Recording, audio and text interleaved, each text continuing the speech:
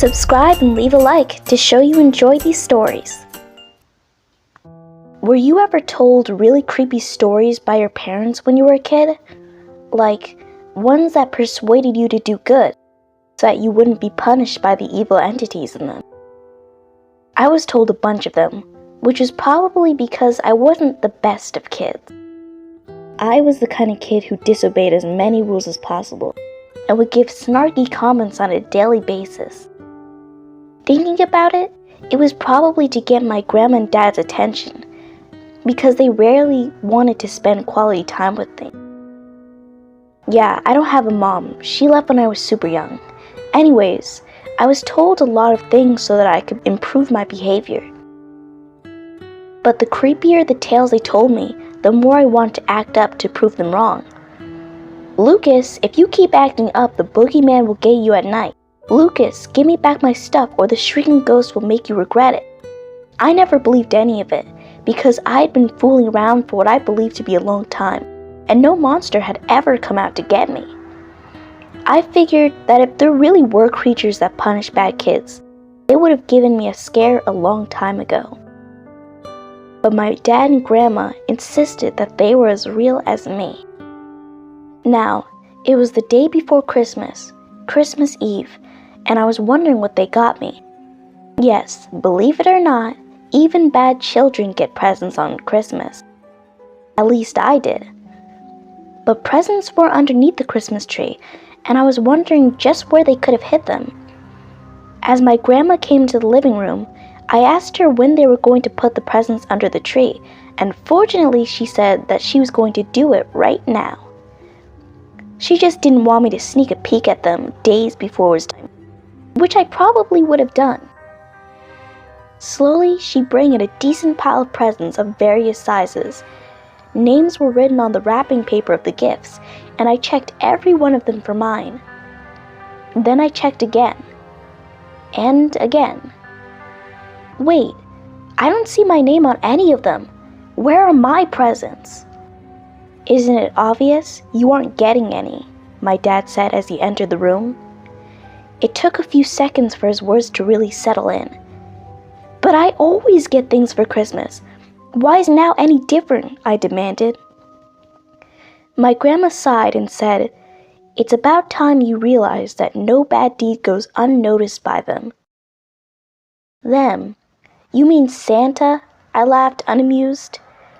After all, I was old enough to know he didn't exist. No. By Krampus. That got my attention. Krampus? Who's that? My grandma turned to look at the Christmas tree as she began to tell another story. You already know Santa Claus, a jolly old man who rewards good children with lots of presents.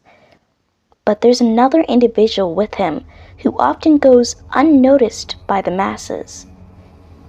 And that individual, an entity unlike anything you've ever heard of before, is Krampus.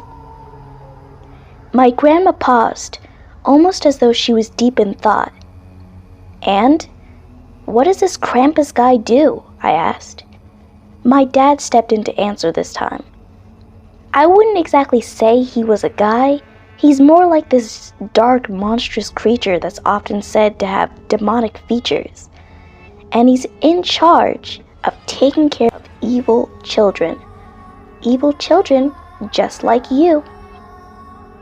I admit, I was getting nervous, but there was no way I was gonna let them know that. Let's say I did believe that ridiculous story. How does Krampus take care of evil children? I asked. My grandma leaned forward close to my face and whispered, "Let's hope you never have to find out." So apparently I wasn't going to be getting presents this year. That upset me greatly. As night came, I lied awake in bed, the anger and annoyance growing exponentially by the minute. Well, if they weren't going to give me any presents, then they wouldn't have any either. I reached underneath my bed and brought out my old bat I'd received a long time ago. When they both woke up, they'd be shocked to find their gifts smashed as thin as paper. I chuckled just thinking about it and snuck out of my room and down the hall. Thanks to the fireplace and the colorful lights in the tree, I could see pretty clearly in the dark. I think I'll start by smashing all of Grandma's presents, I thought to myself. I brought out all her presents and lifted up my bat as I was ready to crush them. Jingle, jingle, jingle, jingle. I stopped my bat right before it could hit the first present. Did I just hear Christmas bells? Jingle, jingle. There it was again. It was coming from the fireplace, I was sure of it. I slowly crept forward, looking at the fire as it crackled softly. I leaned my face forward a little to see what was causing the noise. Suddenly a bunch of dark smoke spewed out from the fireplace, extinguishing the flame, making it darker. I stood still, not knowing what was going on. Stomping footsteps got louder as they ran up to me from behind. I turned my head to see what it was, but there was nothing there. Something strong pushed me down to the ground, and when I tried to get up, I saw a dark, shadowy chain around my foot. Without warning, I was viciously dragged out of the living room, down the stairs, and into the basement door. I was heavily rug-burned and had an aching body.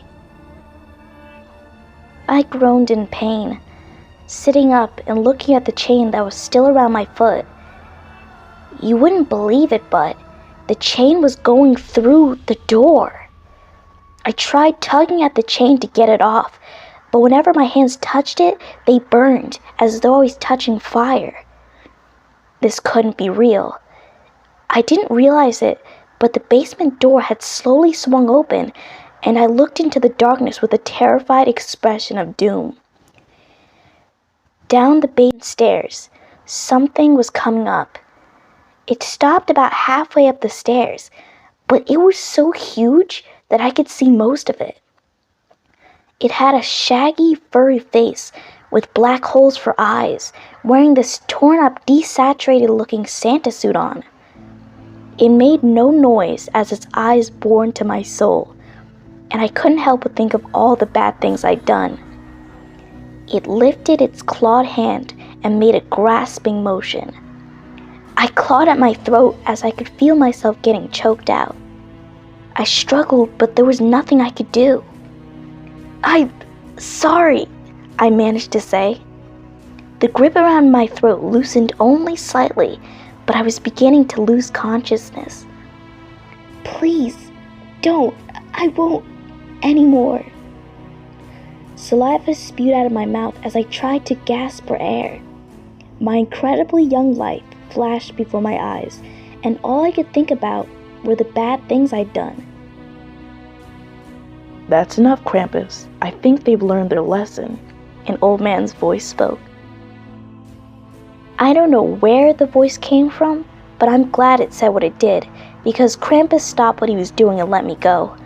The relief of being able to breathe again was so intense I almost thought I'd pass out. I stared at Krampus as he continued to stare back, and then faded away like nothing. "Don't make me come back," Krampus's deep demonic voice echoed in my head. I got up unsteadily, using walls to support me as I made my way back to my room. But as I was about to leave the living room, I spotted a human figure standing behind the Christmas tree in a Santa suit. Eyes wide, I didn't know whether I should be amazed, scared, or both. Without turning around, the figure said something to me. "Remember, Lucas, the greatest gift that can be given can't be seen, but experienced." "Are you real?" I asked in disbelief. The figure turned around, and it did not look like how Santa usually is portrayed. It was humanoid, but paranormal, and thin-looking. I'm sorry, these words really don't do justice to just what I'd seen that night. It opened its mouth in an unnatural way and said, "Believe enough in anything, and you'll find it will become real, whether you like it or not." Then just like that, I blanked out. I woke up in my room and knew that I couldn't just write it all off as a dream. I woke up around the same time Dad and Grandma did. We gathered around the Christmas tree, and I was kind enough to help pass the presents out to them. "Well, aren't you being kind today?" Grandma chuckled. "I want to become a better person," I said honestly. I gave them all the presents, but my dad said that there was one more. He was right. It was hidden in the back of the Christmas tree and was completely black. I took it out and noticed that it felt heavy.